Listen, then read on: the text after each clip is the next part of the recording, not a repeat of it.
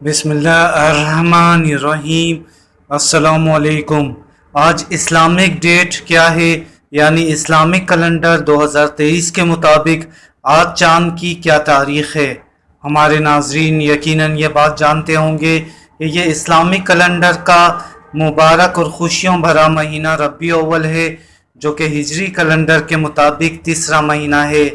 اس سے پہلے کہ ہم ویڈیو میں آگے بڑھیں اور آپ کو اسلامی تاریخ بتائیں، ہمارے چینل کو مختصر ویڈیوز کے ذریعے چاند کی تاریخ جاننے کے لیے ضرور سبسکرائب کر لیں۔